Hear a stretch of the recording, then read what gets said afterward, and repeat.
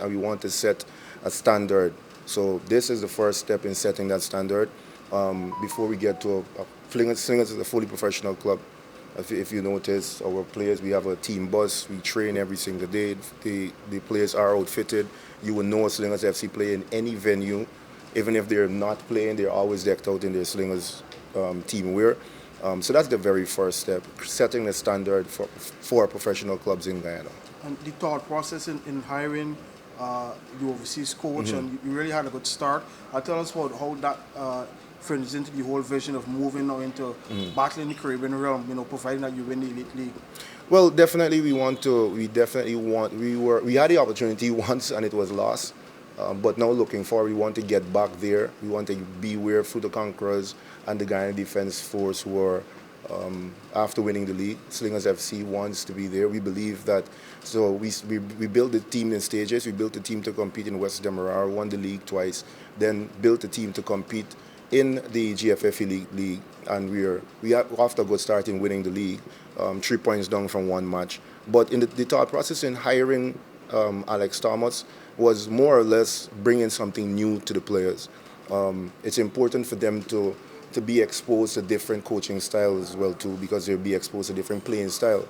A coach coming in that doesn't know any of these players, you might know Akel because Akel played in Jamaica and he would follow Cortez and the other players on the national team.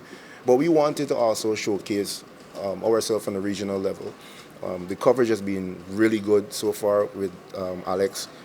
Since he arrived in Guyana with Sportsmax and some of other entities carrying that news as well too of his arrival.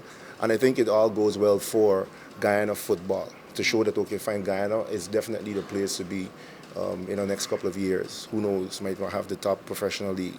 I think the GFF is working towards that, but the clubs have a role to play, and this is Slingers FC playing its role. Well, we already have a youth team. It's just that the youth teams aren't competitive because there aren't much football for them. We have 2 players on the under-20 team that are members of part of our club. A young player, Marcus Tudor, there as well too. So we have young players. We have a U17 team.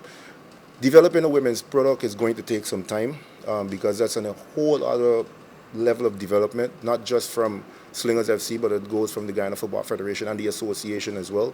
So, having the women's team is one thing, but expending the resources on the women's team and them not playing regularly is another. So we're going to take that step in stages, but we already have a U17 team, club licensing. We're working closely with the Guyana Football Federation. We've been there before. Our secretary, Marlon, is working with Mr. Alge in ensuring and the GFF as well too, to ensure that we are fully compliant in the Elite League, and so far we are. So we're basically set. So now we're just focusing on the other aspect of the game, apart outside of the field. Merchandising, how we could develop, how we could get more sponsors on board, because Ian is just the first step, but we always room for more. You understand? So we could attract more players and pay the players a little bit more as well too.